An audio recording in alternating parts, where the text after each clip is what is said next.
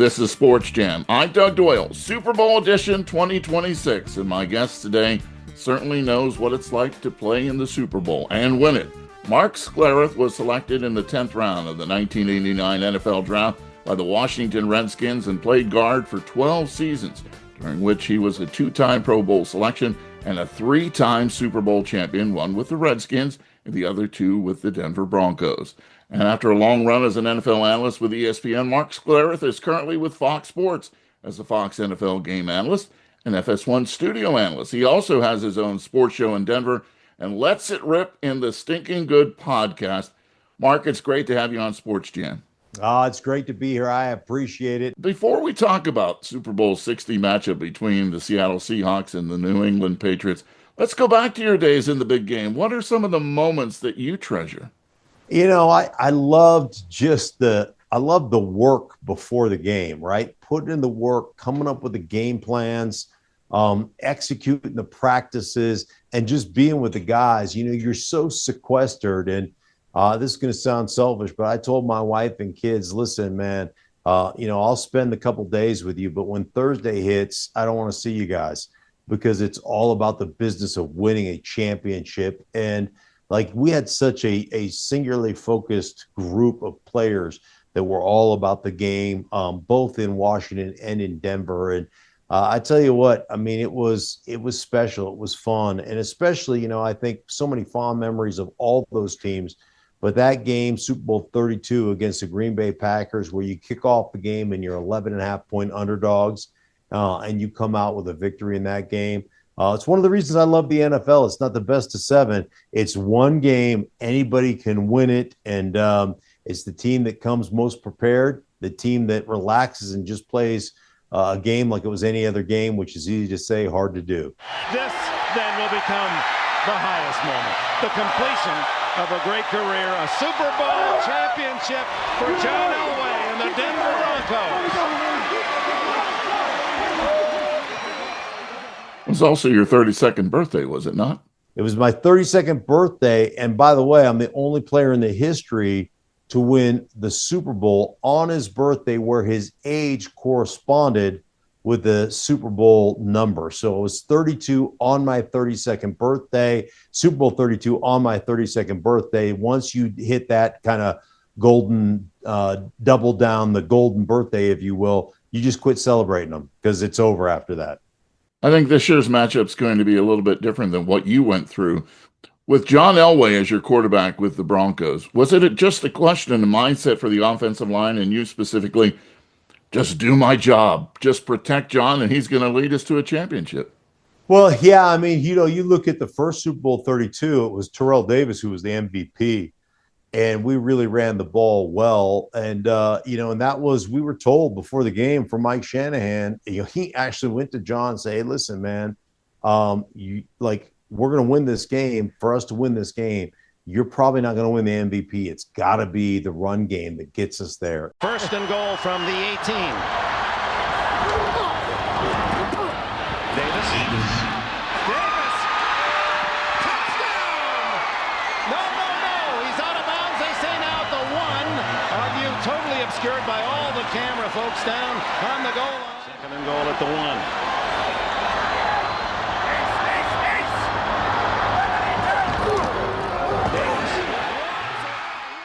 I just think it was really cool. It just points to the unselfishness of John Elway, the unselfishness of our football team. What do we have to do to win a championship? And everybody was on board with that. So really cool to be a part of that. Of course, he won the MVP next year in Super Bowl 33, but really cool to play with some unbelievable legends like Terrell Davis, like John Elway, Shannon Sharp, and a host of other guys that were just phenomenal. Gary Zimmerman and the like. Such great teams indeed. I know that you have said the Seahawks right now are playing better football than the Patriots. What would your game plan be for New England to pull off what most would consider maybe an upset? Yeah, ultimately, New England's defense is what led them here over the course of the playoffs. Offensively, they weren't putting up a lot of points, and they've given up a lot of sacks. And, and Drake May actually turned the ball over 6 times. He fumbled 6 times, and lost 3 of them in the first 2 playoff games. So they cleaned that up in the AFC Championship.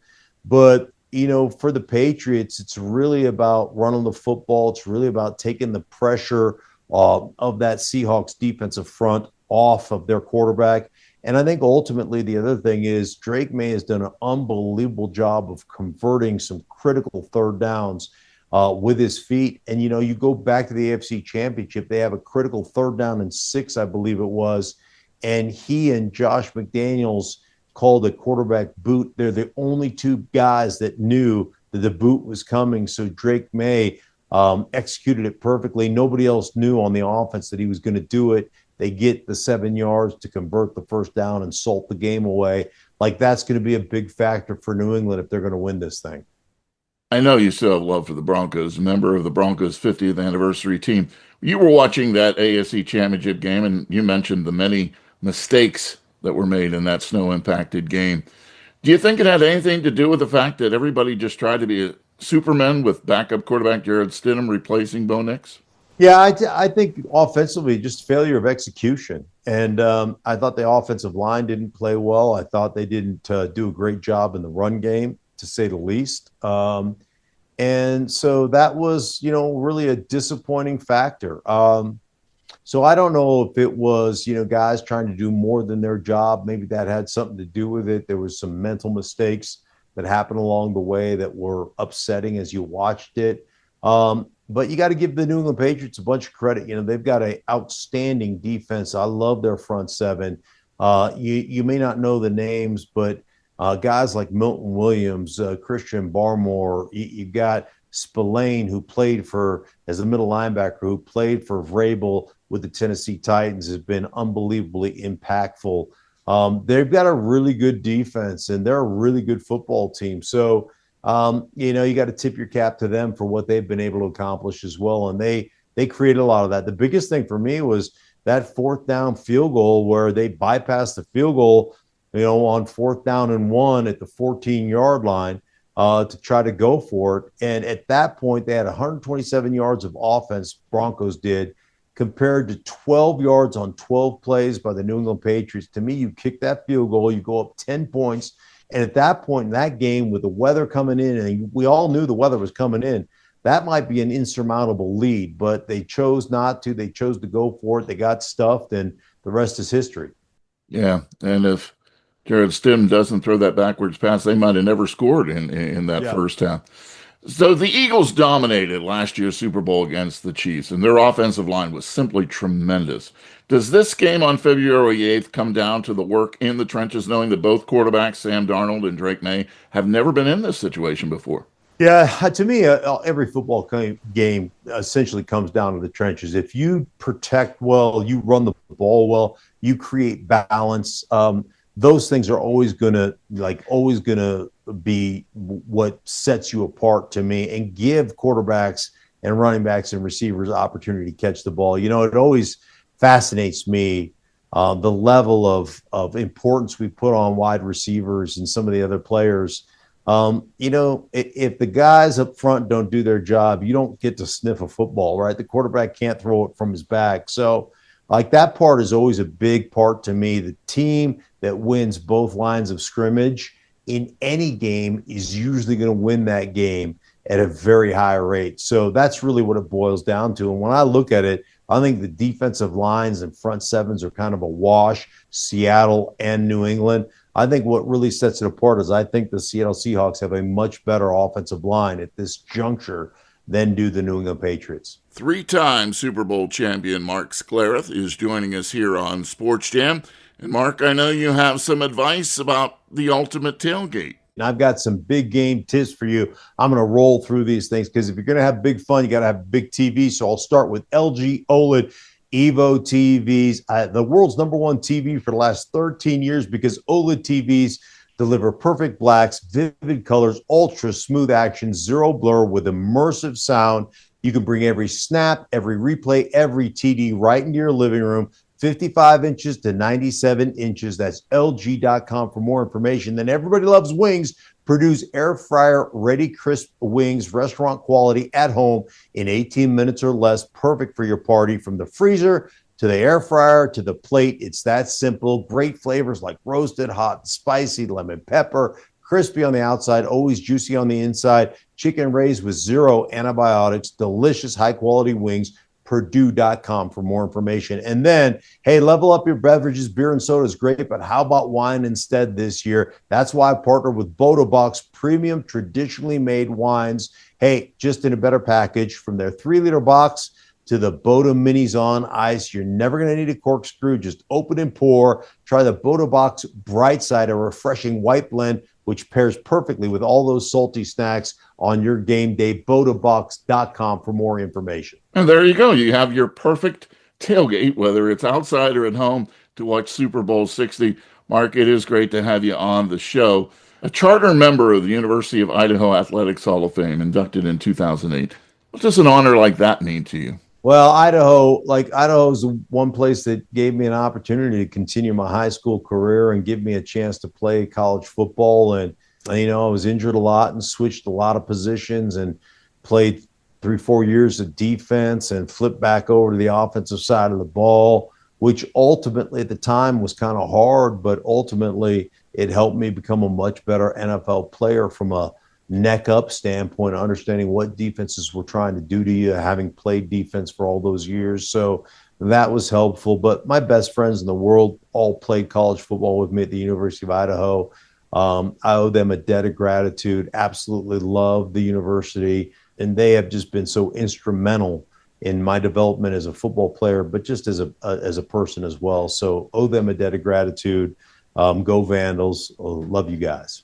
One of your 3 children, Daniel, played in the major leagues. Baseball pitcher. He played for the Diamondbacks and the Tigers, and a pitching coach for the South Florida Bulls. How did that happen? You didn't play. You had a professional in the family who played a different sport. He was a football player as well. He's an exceptional athlete.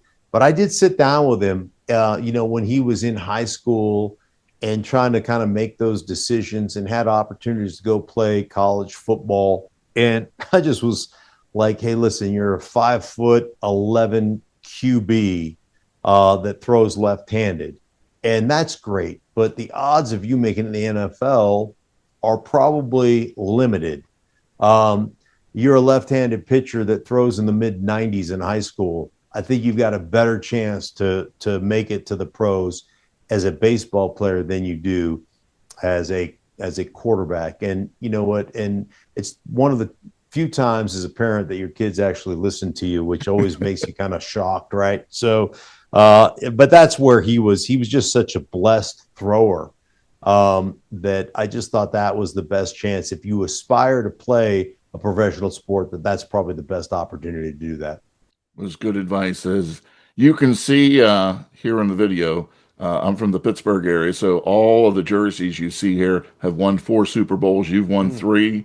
But when I think about how you approach all of this, you have spent time analyzing and playing in the big game. One of the things I love about your analytics of games is you tell the truth. You tell it the way it is. Yeah. You know what? It is one of those things that I've always been passionate about, and I've earned the right, not only played at a high level for a long time, but I put in the work. As soon as the 2 AFC and NFC championship games were over, I went through the coaches' tape, both offensively and defensively, every play, kind of analyzing what they're in, what kind of formations they're using, and all the different things they're doing. So, it's one of the things I put a lot of work into. So I always feel like, hey, man, I've earned the right to talk about it and to give it to you straight. And it's one of the things that I've really worked on this last year is my podcast, the Stink of Truth podcast. You can find it anywhere you find podcasts, also on YouTube. And, it's an NFL podcast that's just really dedicated to nothing but the NFL, breaking down the game and having a lot of fun doing it and telling a few stupid stories as well. So it's been a lot of fun doing that. Last question for you in a Pittsburgh connection. You worked for several years with the great Dick Stockton, who was at KDKA in Pittsburgh for years. What was it like working with Dick? He's certainly a legend.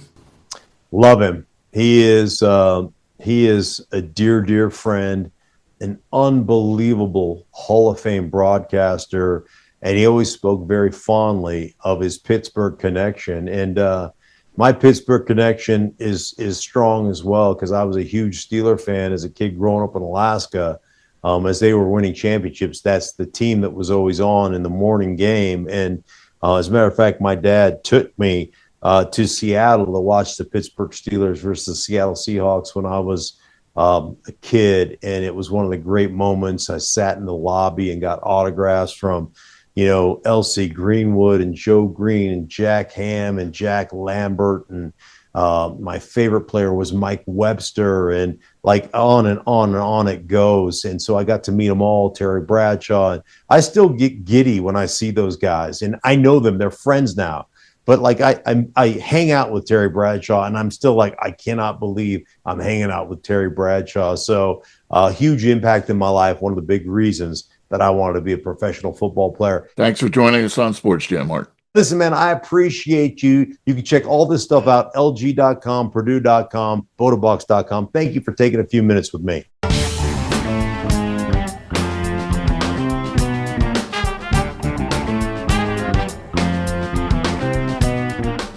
SportsJam is a WBGO News production. You can check out all the past shows by going to wbgo.org/sportsjam or wbgo.org/studios. You can also find SportsJam with Doug Doyle on the NPR list of podcasts or wherever you hear podcasts. SportsJam has just been selected as the best podcast in New Jersey by the New Jersey Society of Professional Journalists. Until our next SportsJam session, I'll see you at the game.